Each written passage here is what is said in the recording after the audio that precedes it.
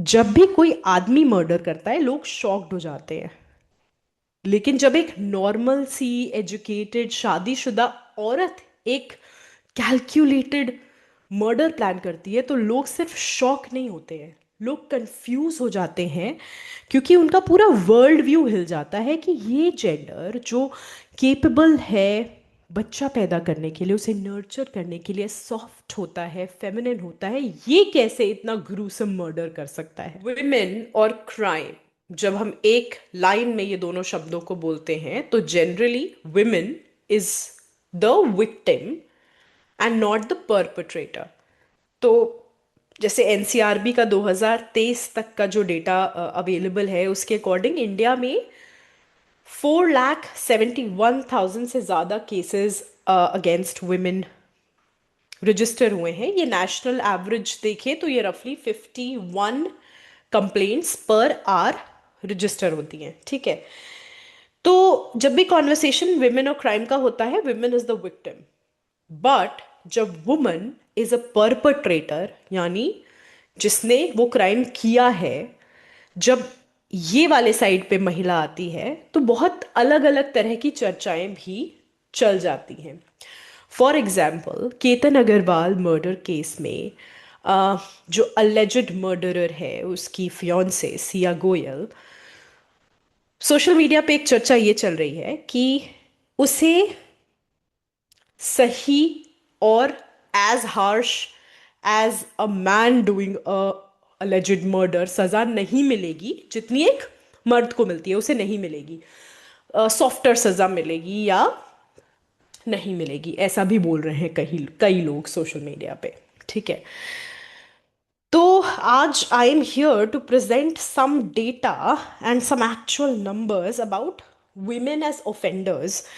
And हम लोग थोड़ी साइकोलॉजी की भी बात करेंगे कि क्या ये जो चर्चा है इसका इसका एक्चुअली में कोई ग्राउंड है जिसके बेसिस पे ये बात हो रही है, या फिर ये एक जो इंटरनेट पे जेंडर वॉर छिड़ी रहती है उस जेंडर वॉर का ही एक साइड है। तो बात करते हैं वुमेन एज परपेट्रेटर्स की, क्रिमिनल परपेट्रेटर्स की। ये डेटा थोड़ा पुराना है क्योंकि एनसीआरबी रिसेंट ईयर्स में जेंडर वाइज ऑफेंडर ब्रेकडाउन इतना ग्रैन्युलरली पब्लिश नहीं करता है। बट जो भी रिसर्च अवेलेबल है उससे एक पैटर्न बनता हुआ दिख रहा है, which is basically women total IPC crimes के कन्विक्टेड ऑफेंडर्स में सिर्फ 6 to 6.5% है। मर्डर केसेस में भी ये नंबर सिमिलरली बहुत लो है, सिंगल डिजिट्स में है।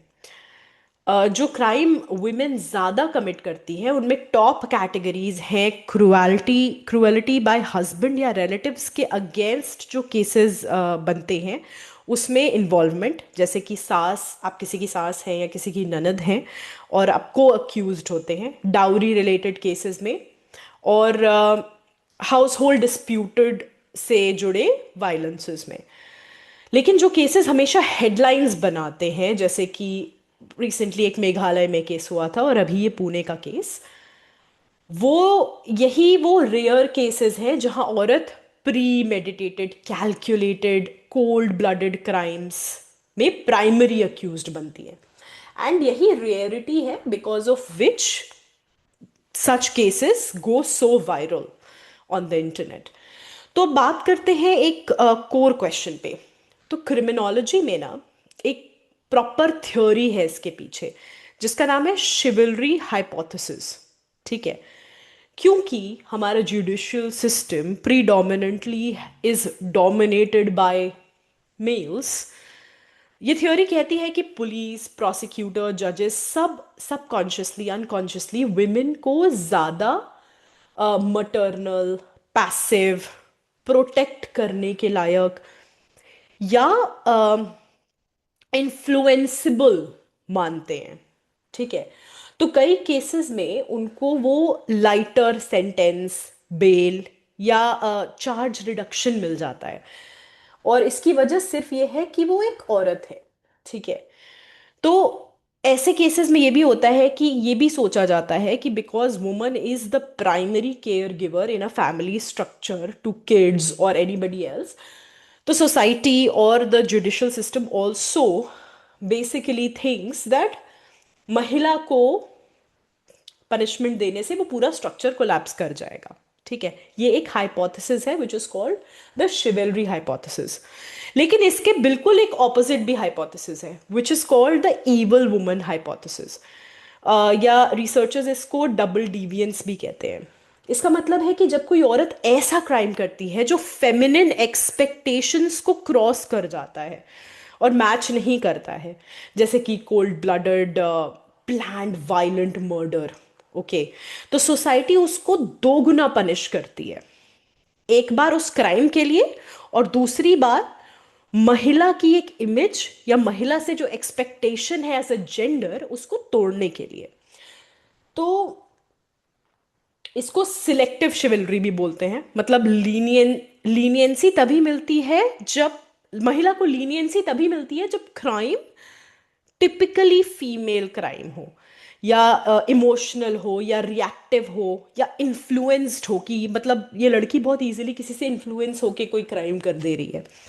ठीक है, लेकिन जब क्राइम कैलकुलेटेड और वायलेंट होता है जैसे कि इस केस में, तो जजमेंट हार्श हो सकता है। इंडिया के लीगल स्कॉलर्स भी ऑब्जर्व करते हैं कि कोर्ट्स कभी एक औरत को incapable of forming criminal intent मान के बचा भी सकते हैं, और कभी उसी जेंडर को रीजन बना के उसे और स्ट्रिक्टली भी जज करते हैं। मतलब दोनों एक्सट्रीम सोसाइटी अपने आप को कन्वीनियंस के हिसाब से यूज कर लेता है। So I am not saying all of this just based on hypothesis, because ये तो थोड़ा क्रिमिनोलॉजी के हाइपोथेसिस थे। हम लोग कुछ एक्चुअल ग्लोबल डेटा को भी देखते हैं। ठीक है, अब तक हमने इंडिया की बात की, ठीक है, लेकिन यूएस से एक यूएस की एक फेमस स्टडी है, सोनिया स्टार करके एक प्रोफेसर है, उन्होंने की थी। उन्होंने पाया था कि same crime same criminal history होने के बावजूद मर्द को एवरेज 60% ज़्यादा लंबा सेंटेंस मिलता है औरत के कंपैरिजन में। और अगर कॉन्विक्ट भी हो जाए तो औरत को जेल जाने से बचने के चांसेस मर्द से 2 गुना है। यूके में, इंग्लैंड और वेल्स के डेटा में रिसर्चर्स ने पाया है कि सेम केस सेम सर्कमस्टांसेस होने पर भी एक मर्द के जेल जाने के ऑड्स औरत के कंपैरिजन में 2.1 टाइम्स ज्यादा होते हैं। अब दोनों जेल अब दोनों को जेल मिलती है, तो पुरानी एनालिसिस के हिसाब से मर्द के सेंटेंस लगभग एवरेज पे 64% लंबी होती है। फ्रांस और यूरोप में भी लगभग यही ट्रेंड है। एक 2020 की स्टडी ने दिखाया था कि सेम क्राइम के लिए विमेन को 33% छोटा सेंटेंस मिलता है। ये एग्जैक्ट क्राइम डिस्क्रिप्शन कंट्रोल्ड ये एग्जैक्ट क्राइम डिस्क्रिप्शन कंट्रोल करने के बाद भी, ओके। और सबसे इंटरेस्टिंग बात यह है कि एक मर्द और एक औरत साथ में जब क्राइम के लिए कन्विक्ट होते हैं, सेम दिन सेम जज अगर उन्हें कन्विक्ट करता है, तब भी ये गैप बड़ा हो सकता है। चाइना थोड़ा डिफरेंट है, वहाँ डेथ पेनल्टी केसेस को स्टेट सीक्रेट की तरह ट्रीट किया जाता है, तो ट्रांसपेरेंसी कम है। लेकिन जो भी डेटा अवेलेबल है उससे पता चलता है कि एग्जीक्यूशंस में विमेन की एक छोटी सी माइनॉरिटी है।